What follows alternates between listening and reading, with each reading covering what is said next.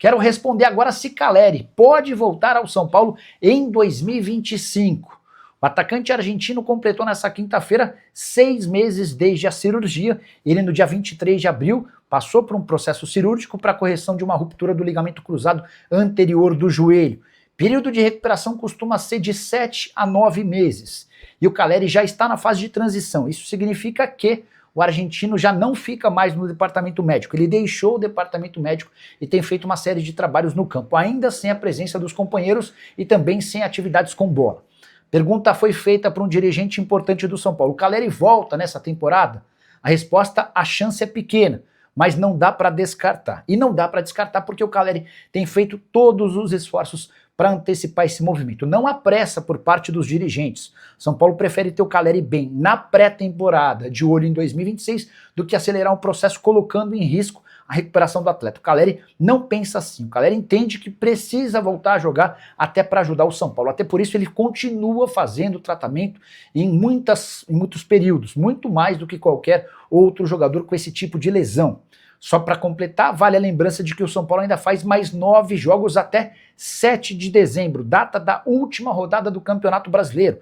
Estamos falando de mais ou menos 1 mês e meio até o fim das atividades do São Paulo. E é nesse período que o Caleri pretende jogar pelo menos 3 ou 4 dos 9 jogos que o São Paulo ainda faz. Próxima partida contra o Bahia, no Morumbi.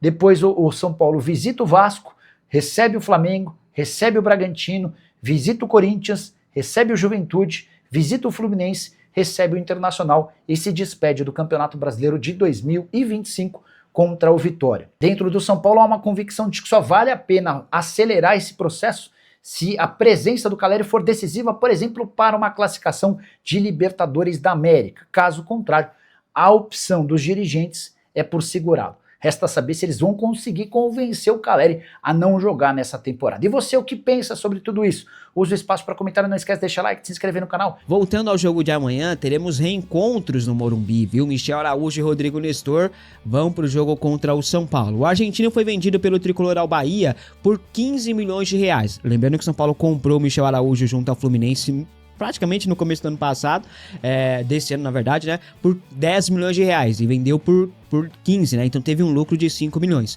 Rodrigo Nestor está emprestado pelo São Paulo até dezembro ao Bahia. Pelo empréstimo, o Tricolor arrecadou 9 milhões e 400 mil reais. Para o jogo de amanhã, o São Paulo negociou ali, conversou com o staff do Bahia e tal, e acabou liberando o Rodrigo Nestor para jogar contra o próprio Tricolor, mesmo ele tendo contrato ali com o clube do Morumbi, né? O Bahia não terá que pagar nenhuma multa, nenhuma cláusula ali para utilizar o meio-campista, ele vai jogar de boa. Nestor tem passe fixado em 30 milhões de reais, né? O Bahia deve exercer o direito de compra e acredito que até por isso, por conta disso, de o Bahia exercer o direito de compra, é que o São Paulo liberou o Rodrigo Nestor para jogar amanhã contra o próprio Tricolor, tá? Agora imagina só se o Rodrigo Nestor mete gol contra o São Paulo amanhã, a famosa lei do ex. Aí o Michel Araújo também. E não é difícil de acontecer, não, porque a defesa do São Paulo tá uma mãe.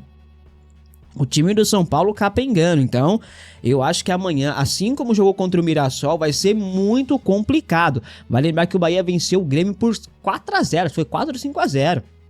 Ganhou do Internacional, bateu os dois grandes do Rio Grande do Sul. Veio numa fase muito boa, brigando ali pra G4. Enquanto o São Paulo quer o G6, mas não joga pra isso. Então vai ser mais um jogo duríssimo amanhã, tá? E nos últimos dias, o São Paulo acertou a compra em definitivo de Matheus Ferreira, como eu anunciei aqui pra vocês no canal, né? O Tricolor pagou 1,5 milhão de reais ao Vasco aí pelo volante. Matheus atualmente está jogando pelo Sub-20 em Cotia, mas a diretoria e comissão técnica já tem ali a pretensão, né? O planejamento para promovê-lo ao elenco principal em 2026. Vale lembrar que Matheus tem passagens por seleção de base, né? Seleção brasileira de base. É uma grande promessa visando o futuro do Tricolor, tanto que o São Paulo comprou em definitivo e ele é titular no time do Alan Barcelos. O Matheus Ferreira, de 19 anos, assinou o contrato em definitivo com o São Paulo até 31 de janeiro de 2028. Ontem, o contrato definitivo do jogador finalmente foi publicado no BID, Boletim Informativo Diário da CBF, né? Pelo Sub-20 em 2025, o volante fez 27 jogos, sendo 23 como titular, tá? Ele é titular absoluto do time de Alan Barcelos. Olho nele, o jovem aí deve jogar a Copinha ano que vem. e aí, depois da copinha, integrar o time profissional. Assim como aconteceu com o Hugo, é porque o Hugo acabou se lesionando, né? Mas já está se recuperando e deve voltar nessa reta final de Campeonato Brasileiro ou ser preparado para a próxima temporada, já visando o Paulistão, já que o Hugo não tem idade mais para jogar no Sub-20 do Tricolor. Beleza, rapaziada? Bom, continuando aqui, ontem falamos sobre a artroscopia que o Juan de Neno acabou tendo que fazer, né? No joelho direito e tal, fez a limpeza, pá, no menisco.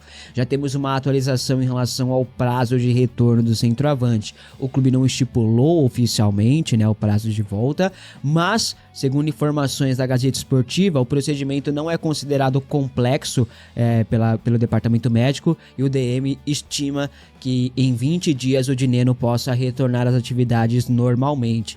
Apesar de o prazo curto, né, o Crespo já chamou o Paulinho do Sub-20, mesmo com a volta do Dineno, o Paulinho deve ser mantido até o final da temporada no elenco principal. Boa recuperação ao Dineno, que não deve ficar no São Paulo para a próxima temporada, até porque Crespo deve contar com os retornos de Caleri, André Silva e Rian Francisco, né? Além do Paulinho, que deve compor o elenco na próxima temporada também.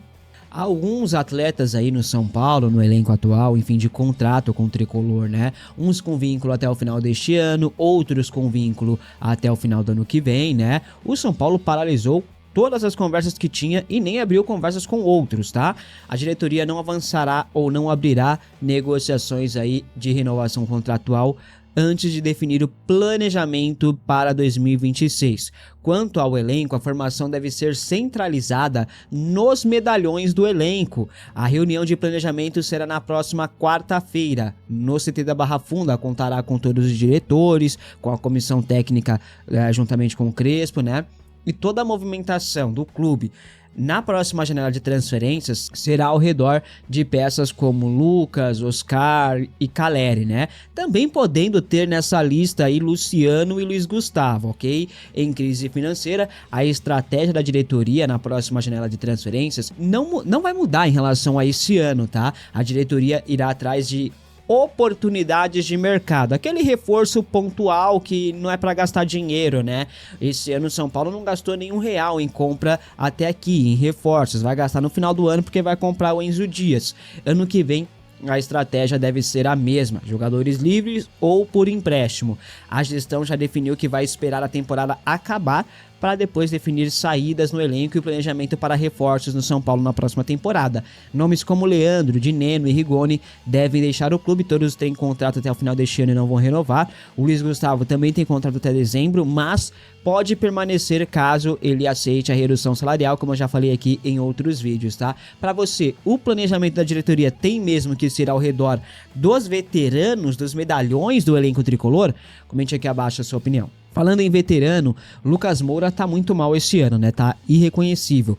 Piorou ainda mais depois do problema que ele teve no joelho, né? Parece que ele tá jogando com freio de mão puxado. Inclusive, o jornalista Arnaldo Ribeiro falou algo forte sobre a situação do Lucas Moura, abre aspas. A minha maior aflição hoje, vem no jogo do São Paulo, é ver o Lucas Moura jogando. Pra mim, é uma aflição, cara.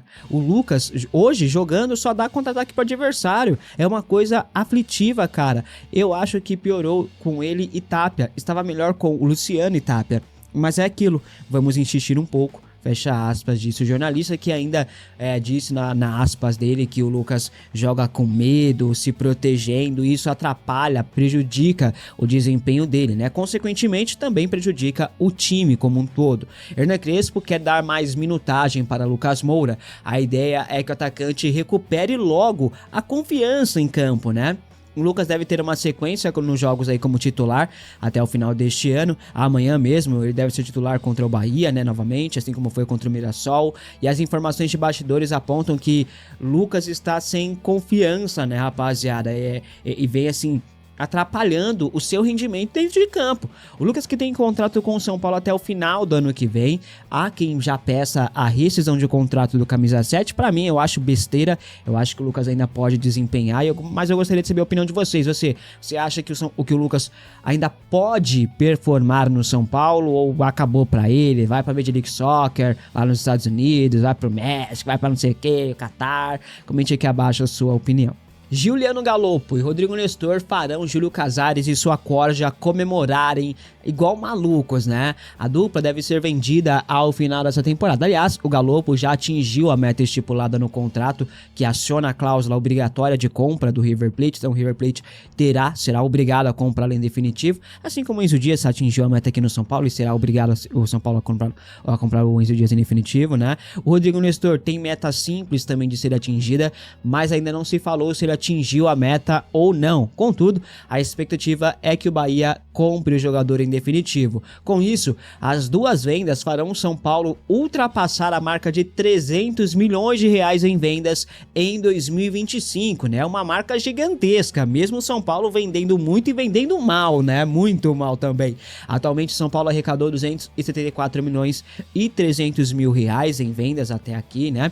Sem contar com as duas próximas vendas do Galopo e do Nestor, né? Mas somando as de Nestor e de Galopo, aí o São Paulo chegará a 325 milhões de reais em vendas. Galopo tem passe fixado em 20 milhões de reais e o Nestor em 30 milhões de reais, totalizando ali 50 milhões a mais. Tirando os 12 milhões dado o Galopo, por quê? Porque o São Paulo vai abater o valor da compra do Enzo Dias na venda do Galopo. Então, o que seria 20 milhões de reais ali para o São Paulo vai ter que abater em relação à compra do Enzo Dias, né? Mas se tirar esses 2 milhões aí da compra, aí o São Paulo vai ter embolsado 313 milhões de reais em vendas. Ainda assim, uma marca gigante, uma marca espetacular que eu não lembro de o São Paulo ter conseguido atingir em outros anos. Sinceramente, eu não lembro do São Paulo fazer 300 milhões de reais em vendas num ano só.